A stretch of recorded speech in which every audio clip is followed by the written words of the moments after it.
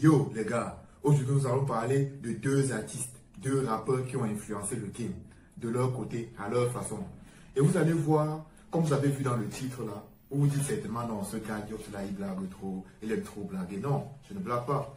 Parce que c'est deux artistes qui vont influencer l'un au Cameroun, l'un aux États-Unis dans le monde, l'un au Cameroun et en Afrique. Donc vous voyez, vous allez voir qu'ils se ressemblent beaucoup et en bien des points. Donc restez connectés, restez sur la vidéo pour savoir de quoi je vais parler et en quoi est-ce que je compare Malox et 50 Cent. Parce que c'est deux artistes qui finalement se ressemblent beaucoup et surtout ils inculquent des valeurs comme quoi il ne faut pas toujours être parti à l'école. Bref, ils brisent beaucoup de clichés que nous les Africains nous sommes victimes. C'est pour ça que je vais vous en parler dans cette vidéo. Donc pour commencer, je vais commencer avec 50 Cent. Parce que 50 Cent c'est un gars qui vient de la rue des quartiers difficiles du Queens, là-bas, le quartier de New York. Et puis, donc il a une enfance difficile, il appelle le deal, il dealait. Mais il a toujours voulu s'en sortir. Et c'est pour ça qu'il s'est lancé à un moment donné de sa vie dans le rap.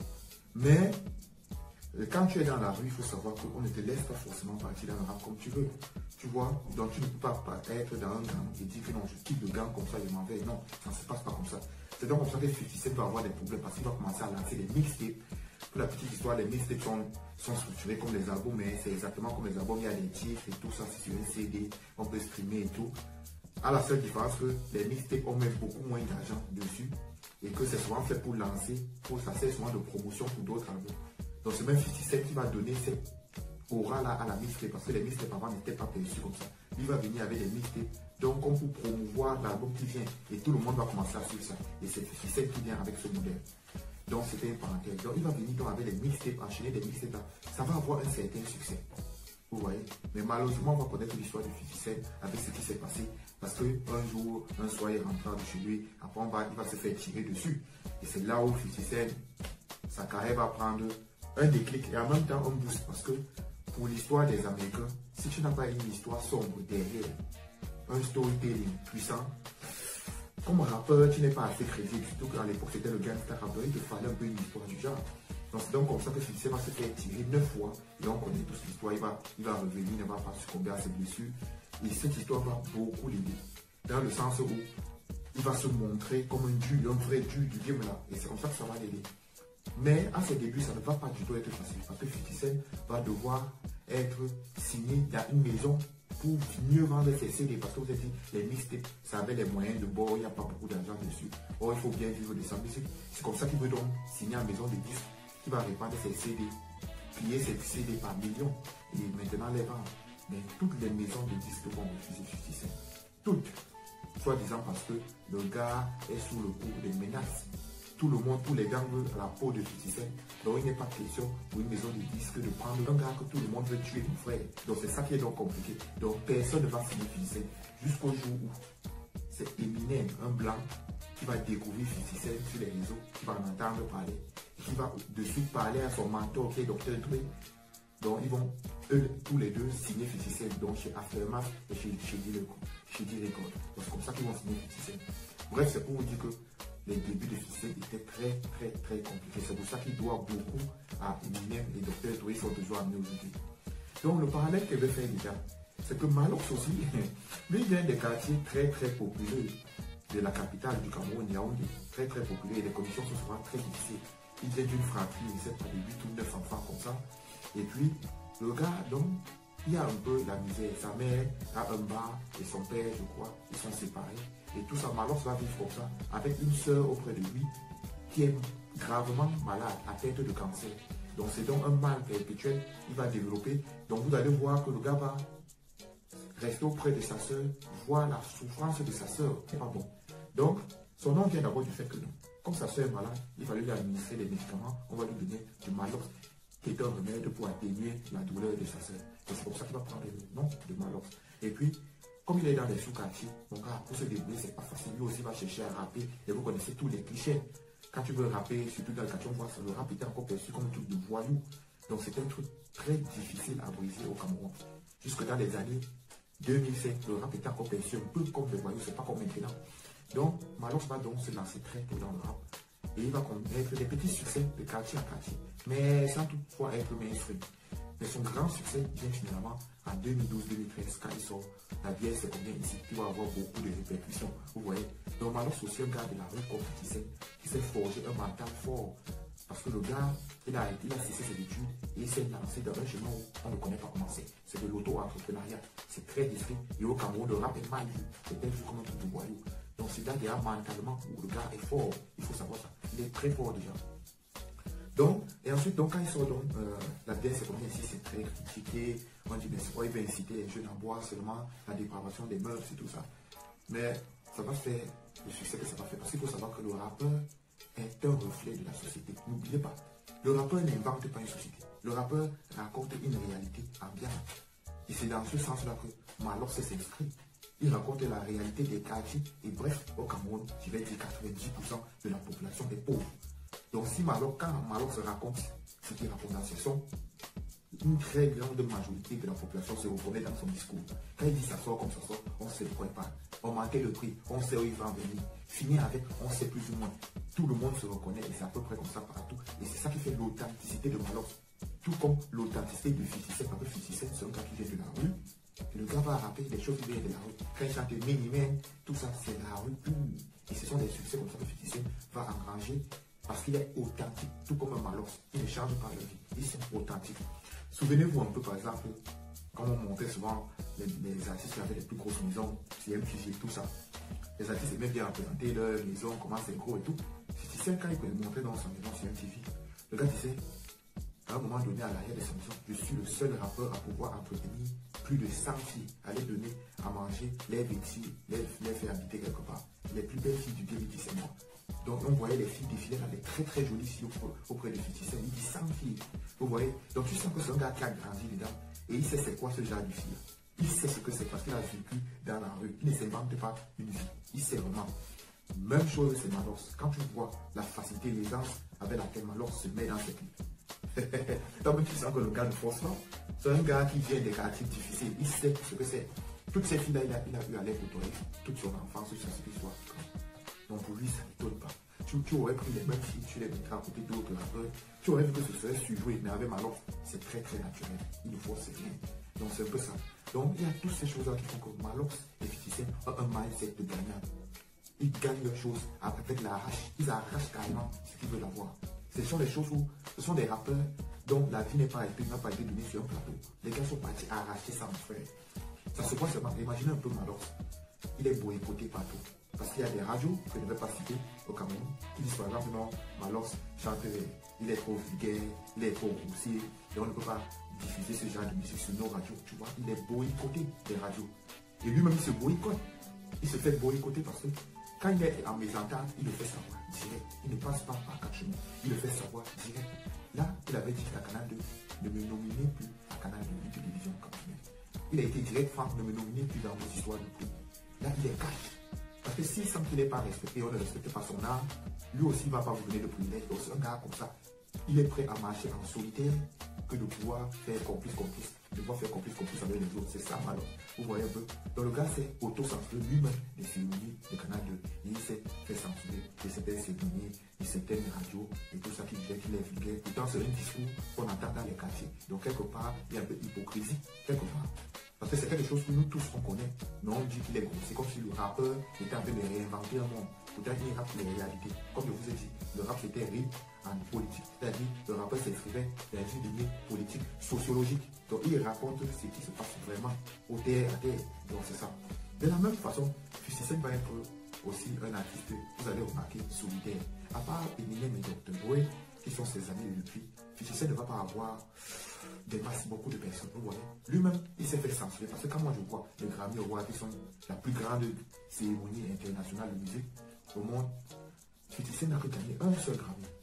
Ce qui ne représente rien. Quand on voit un peu le succès de 50 Cent depuis 2002-2003 avec Get Rich or Die Trying, là, avec The Massacre jusqu'à Curtis en 2010 à 2007. Non, on ne peut pas dire 50 Cent ne méritait qu'un seul Grammy Award. En comparaison, regardez un peu, un Kendrick Lamar a peut-être 13 Grammy Awards. Il est très fort, Kendrick, très fort. Mais regardez un peu en comparaison avec le succès de ces deux artistes. Qui a fait plus? On se demande. Mais 50 Cent n'a qu'un seul Grammy. C'est-à-dire qu'il n'a pas beaucoup d'amis dans le game. Et surtout, qu'il clash beaucoup d'artistes. Il n'hésite pas à clasher les artistes. Imaginez-vous, quand il a eu des problèmes avec Jaro. L'origine de son embrouille avec Jaro reste encore un peu méconnue. On ne sait pas vraiment qu'est-ce qui a fait, qui a créé la haine entre ces deux artistes. Mais Fifty quelque part, un jour, il avait dit, Jaro n'était pas encore vraiment connu. Lors d'une cérémonie, un tapis rouge, Jaro saluait des gens et tout ça. Et celui lui a tendu la main. Jaro a snobé devant tout le monde, donc c'était la honte. Imagine, on te tend la main, tu sautes la main de la personne, donc tu te rends n'existe pas. Donc, c'est un mal pour ça. Bref, on ne sait pas si c'est tout, ça peut être tout le monde ne sait pas. Donc, depuis ce temps-là, maintenant qu'on va acharner contre Jaro, il ne le lâche pas. Hein. Jaro, les Atlantiques ne les lâche pas. Donc, vous voyez un peu. Donc, vous allez même voir, ça va se voir avec des comédies qu'il va faire sur Jaro sur Instagram. Il est très ignorant. Franchement, il est terrible. C'est un gamin. Et c'est aussi comme ça que Malox, dans sa personnalité à lui, ce sont des gars du quartier de la Suède. Ils n'aiment pas se faire marcher dessus. Ils ne supportent pas, ça ne se fait pas. Ça ne se fait pas. Et ça se voit quand Malox, par exemple, l'an dernier, avec Dynastie, le Tigre, il partageait même scène. Dynastie, le Tigre passe. Après, il commence à parler plus ou moins de Malox, sans donner son nom.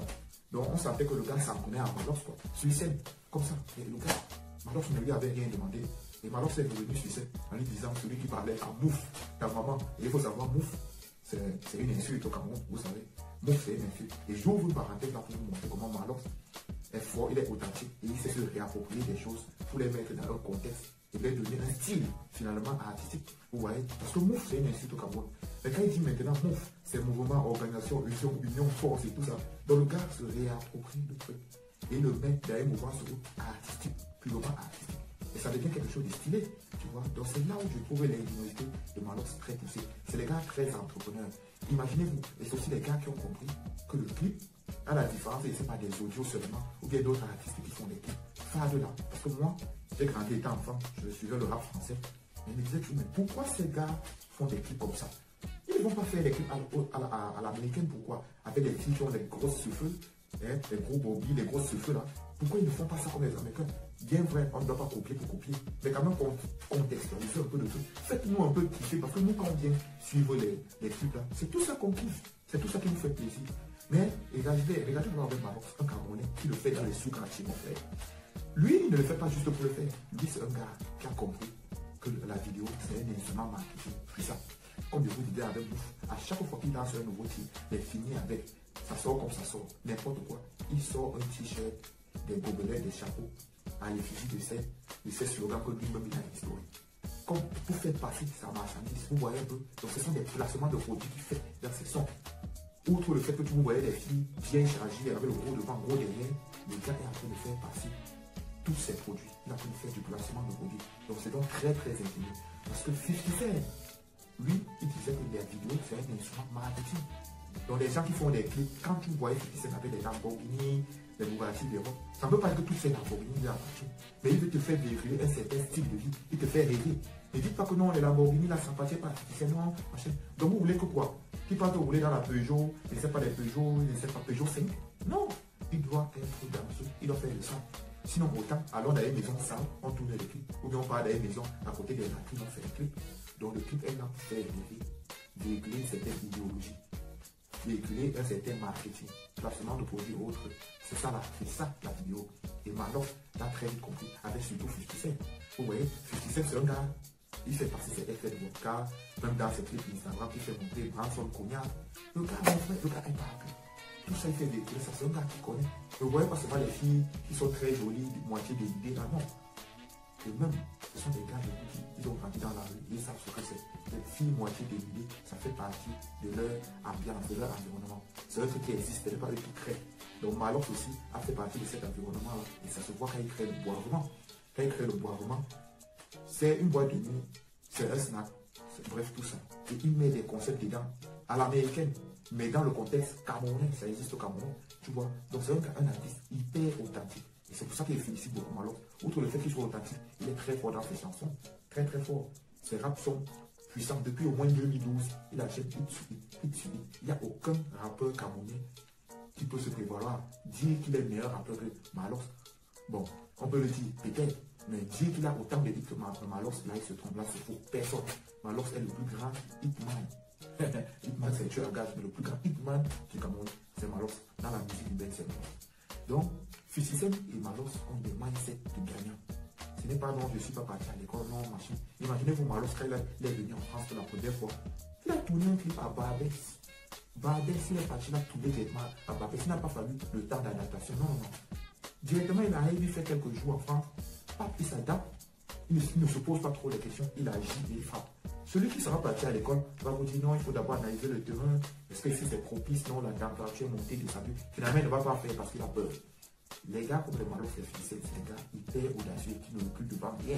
Ils n'ont peur de rien. Quand ils doivent faire quelque chose, ils font. Ils sortent dans l'action. Dans l'action. Et c'est ça qui détermine cette relation des gagnants. Et c'est cette mentalité-là que beaucoup d'Africains devraient adopter. Parce que ce sont des gars qui ont connu tellement de difficultés et d'adversité dans leur jeunesse que maintenant faire ça, c'est un jour, c'est quelque chose de journalier. Ils le font comme si c'était se lever et se brosser les dents. Vous voyez, ils sont prêts à tout.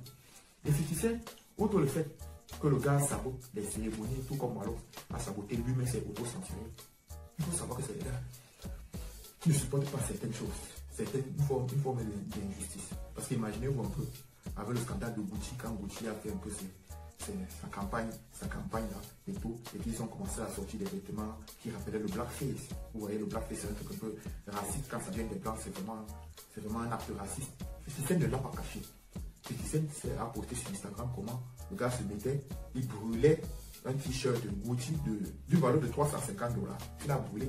Et tous ses habits Gucci qui étaient dans sa maison, il a donné ça à des SDF, disant qu'il ne porte plus du Gucci. Gucci était obligé de s'excuser. Gucci a été obligé de s'excuser. Donc, ce sont des gars qui ne supportent pas certaines choses. Et tu vois, 50 Cent, c'est un gars hyper entreprenant, comme le disait Adem. Hyper entreprenant. Il a lancé les ports by 50 Cent, même si ça a frappé, c'était son nom de colonne. Il a lancé SMS 50 Cent. Tout ça, c'était ses écouteurs comme il voulait faire comme Dr. Dre. Ça n'a pas marché. Mais il s'est lancé dans le cinéma. On le voit avec Power et certains films qu'il a réalisés qui ont du succès. Donc, c'est des gars très, très dans l'acte. Et tout comme Malox aussi, parce que Malox a lancé plusieurs trucs, comme vous disiez, le boisement, il a lancé ses lignes de vêtements, il s'autoproduit lui-même avec NHM, je crois. Mais le gars a produit un concert au Paposi, le palais, pour du balade du sport de Yaoundé, où c'était le premier artiste à le faire à titre indépendant, sans sponsor. C'était Malox, le premier artiste urbain à le faire. Parce qu'il a constaté que beaucoup d'artistes étrangers arrivé au Cameroun, faisait cela, il a décidé que non, moi je vais le faire même sans sponsor. Et comme je vous dis, Malox c'est un gars qui prend ces choses à l'arrache. À l'arrache. Il n'a pas d'équipe sur un plateau, il n'est pas soutenu par des masses. Mais quand il dit qu'il va le faire, il va le faire. Et c'est comme ça que 50 Cent le fait aussi. Très similaire, même si 50 Cent aux États-Unis, pour le game est beaucoup plus élaboré, beaucoup plus structuré, les maisons de disques, ça marche, il y a le streaming. En Afrique, allez suivre ma vidéo sur le streaming et sur les maisons de disques en Afrique. Vous allez voir que là, il n'y a pas de rapport. Les droits d'auteur n'existent pas en Afrique. Sinon, peut-être qui sait, alors ça aurait eu un succès encore beaucoup plus important. Mais je n'excuse rien. Tout ça pour vous dire que Malox et 50 Cent, ils ont des mentalités de gagnants. C'est les gars qui viennent de la route, de la street là. Ils sont toujours moins comparés à ceux qui sont partis à l'école, qui disent avoir fait des choses, mais qui finalement ne font rien. Vous voyez? Parce que Malox déjà, malgré les déboires et ses désententes qu'il a eu à des zones d'Europe, chez qui il était produit là, on ne sait pas trop d'où viennent vraiment les mésententes et tout. Peut-être que c'était des styles idéologiques qui ne s'entendaient pas sur les marchés, tout ça. Mais tu vois, Malox est maintenant avec NHM. NHM, je crois, c'est sa maison de production personnelle que lui-même il a bâti. Parce que je me rappelle, il avait fait une vidéo comme quoi il avait déjà investi 25 millions de $, 25 millions de francs CFA, pardon, 25 millions de francs CFA dans la construction d'une maison pour pouvoir enregistrer ses sons à lui. Tu vois, et donc c'est un gars abattant, mais ça n'arrête pas sur une épreuve difficile. Il va toujours continuer, il va toujours savoir comment rebondir. Et quelque part, je me dis que Malox, il a encore beaucoup de choses à créer. Hein. Je suis sûr qu'il a des concepts qui arrivent encore. Il ne va pas s'arrêter au boisement, il va créer d'autres choses. D'autres choses, j'en suis persuadé. Malox va le faire. Et c'est un peu comme 50 Cent. 50 Cent, lui aussi, il a eu des mésententes parce qu'il a formé le Guioni. Il a formé le Guioni qui avait les Young Bucks, les Lloyd Banks, il a ramené De Game. Mais De Game, apparemment, vu que non, il ne va pas avoir deux chefs, deux capitaines dans un bateau. Comment? C'est pour montrer que c'est lui le plus gros. On doit seulement se couvrir. Et De Game aussi, avec son ego, il a dit non, mon frère, il ne peut pas accepter ça comme ça. Donc ça a un peu dérangé. Mais regardez un peu comment les gens de ce Guioni ont sorti leur labo en solo. Comment ça a marché? Le documentaire de Game, ça par exemple fait 5 millions de ventes. Lloyd Banks, 3 millions de ventes. Young Buck, 2,5 millions de ventes. Mon frère, donc c'était des vrais succès. C'était vraiment un gars qui dans la production, la direction artistique était puissant. Donc il sait de quoi il parle quand il aborde un sujet. Il sait dans quoi il se lance. Les combats qu'il met, il le sait. Il n'a pas peur des clashs. On le sait, car Marlox aussi avait dit non, Stanley Eno est de loin la déception. Il a déçu beaucoup de partenaires et tout ça, la plus grande déception de la musique urbaine camerounaise. Il a fait son clash. Lui, il dit ce qu'il pense. Et je ne pense pas que Marlox soit loin de là. Lui, il dit ce qu'il pense à l'instant. Il le dit. Et je pense que dans sa tête, il pensait vraiment ce qu'il a dit. Ce n'était pas dans le sens où il le dit. Il n'est pas marché ses mots. Et c'est comme ça. Ou bien quand il arrive devant le reporter du canal 2, et il dit, mes abonnés m'ont demandé de t'envoyer un message. De te dire, il le dit en face du journaliste. Il le dit en face. Donc Marlox, c'est un gars comme ça qui ne mâche pas ses mots. Ce sont des gars vrais, authentiques, comme il disait. Et c'est un peu ça. Ça me rappelle aussi l'histoire de 50 Cent. Quand ils étaient assis autour d'une table, bref, quelques membres de Dionai, là, on interviewait Olivia. Vous vous souvenez d'Olivia, non? Elle était aussi beaucoup avec 50 Cent, là, c'était elle qui était notamment dans Candy Show. C'est elle qui chantait.